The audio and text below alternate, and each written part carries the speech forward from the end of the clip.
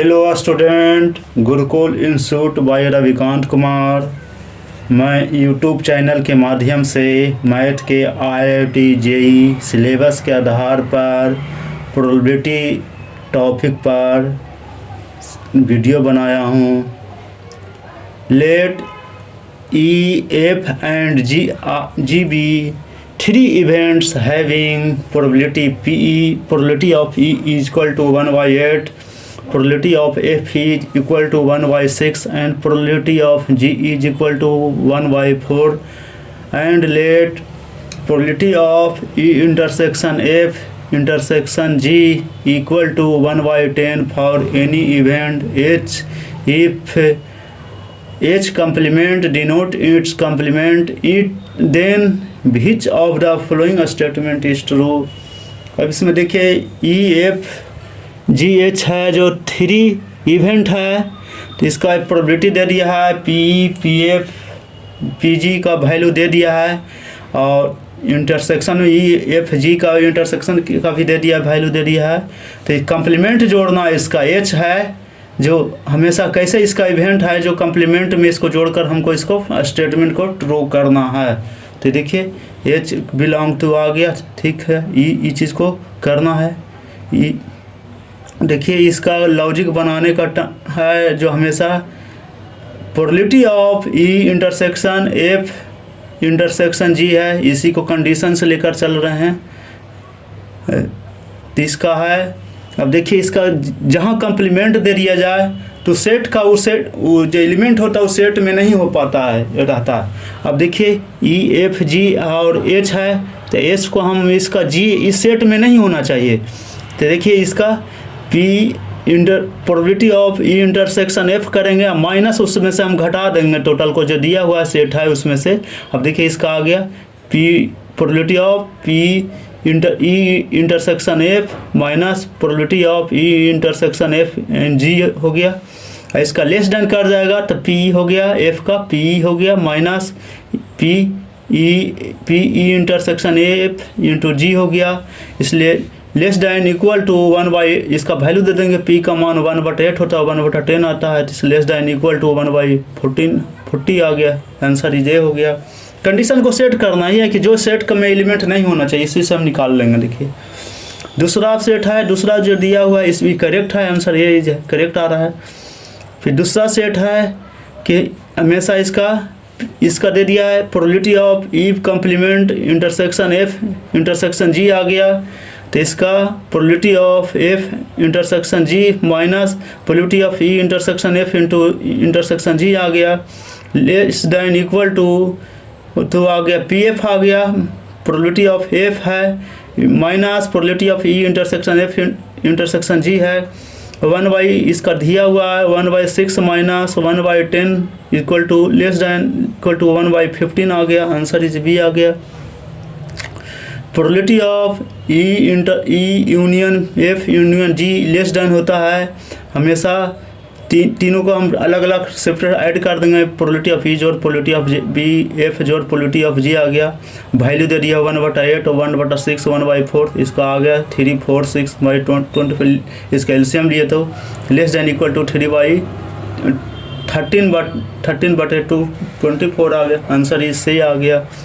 अब इसका देखिए E है कि टोटल प्रोबेबिलिटी दे दिया है, कंप्लीमेंट में है। देखिए प्रोबेबिलिटी ऑफ E कंप्लीमेंट है, F कंप्लीमेंट है, G कंप्लीमेंट है, तो इसका होता है 1 माइनस घटा देंगे, probability of E union F union G हो जाएगा।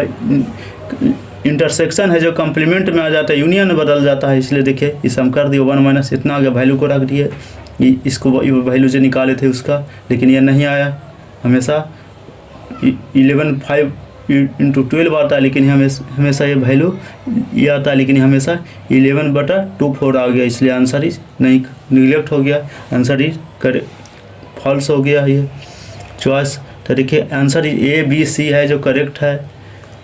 ये सब कुछ करना नहीं है, जो भी दिया हो कंप्लीमेंट जो वैल्यू दिया है उसमें से हम घटा देंगे, इसी को करना, इसी पर सेट हो जाएगा और प्रॉब्लम होता है। नेक्स्ट प्रॉब्लम है, देखिए for टू गिवन इवेंट दिया हुआ है A and B, probability of A intersection B is, अब देखिए इसमें से कौन सेट होगा, हमेशा चारों चॉइस दिया था, चारों चॉइस पर हम चलेंगे। गिवन स्टेटमेंट इज वन और मोर देन का क्वेश्चन है।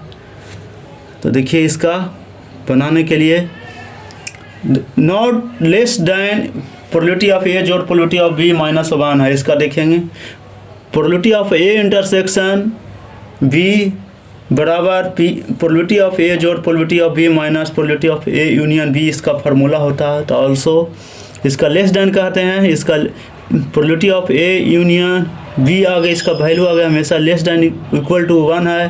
तो इसलिए probability of A intersection B minimum होता है भेन इतना का। यदि हम मैक्सिमम करेंगे वैल्यू ए यूनियन बी का, यदि मैक्सिमम वैल्यू हम रखेंगे वैल्यू तो हमेशा ही मिनिमम हो जाता है। अब इसका देखिए इसका हम रख देंगे value P A intersection B बराबर पी ए जो प्रोबेबिलिटी ऑफ ए जोड़ प्रोबेबिलिटी ऑफ बी माइनस 1 आ गया। आंसर इसका करेक्ट हो गया।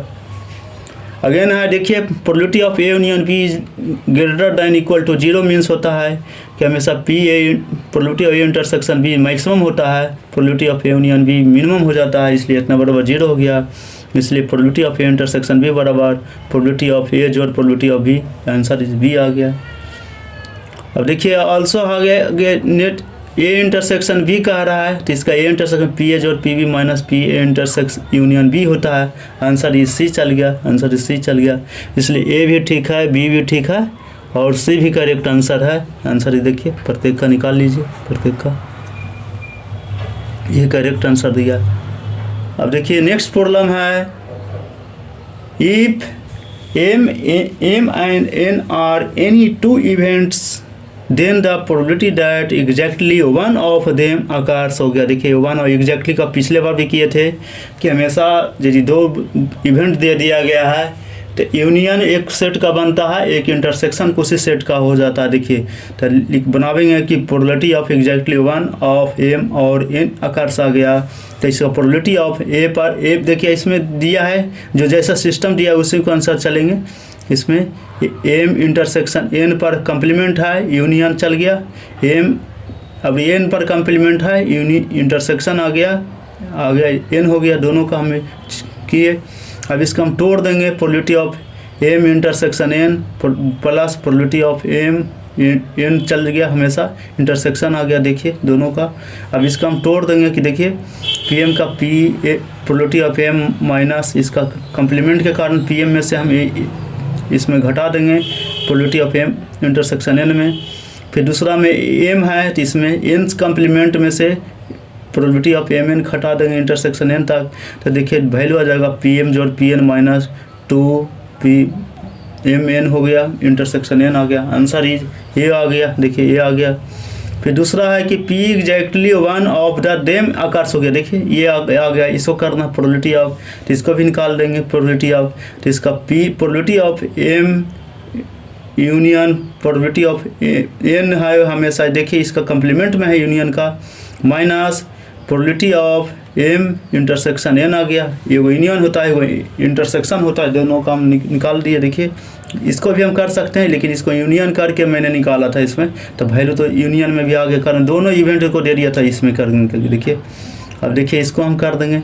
अब इसको हम ये किए, इसको तोड़ देंगे P M P N minus इसका वैल्यू होता है पी एम इंटरसेक्शन एन हो गया और minus P M intersection N हो गया।